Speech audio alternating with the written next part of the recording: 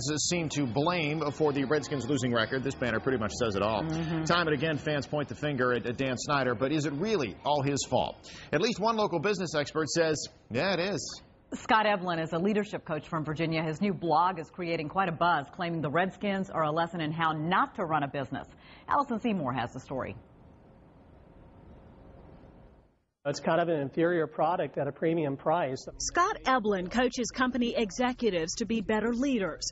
He's also a Redskins fan. His latest blog listing 9 examples of what he says Dan Snyder is doing wrong. High up on the list, chasing shiny objects and running the Skins like a fantasy football team. It's always the latest and greatest thing. You know, it's Albert Haynesworth this year, or it's Bruce Smith a few years ago. I think even Joe Gibbs, as great as Joe Gibbs is, was part of that pattern. You know, what's the quick fix? And, you know, Snyder's a great business person, but I think he's probably learned in his other businesses that quick fixes really don't work. Continuity is another big factor in success, says Eblin, giving employees time to develop and build a long-term game plan. Snyder's had 6 head coaches in 10 years, and it's almost hard to even name them all. You know, Terry Robisky was in there, and hardly anybody remembers him in the midst of all the other names. And that's no time to build continuity.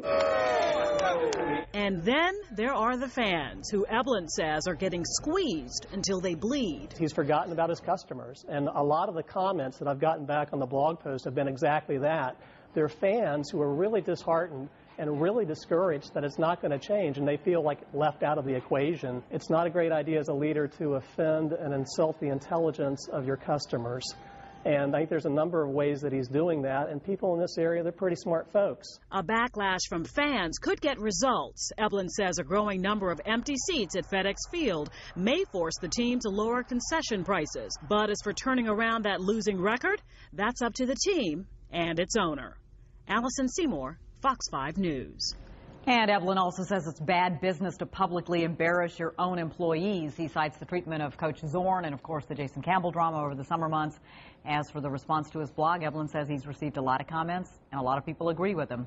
So see what you think. We put a link to that blog on our website, myfoxdc.com. All right.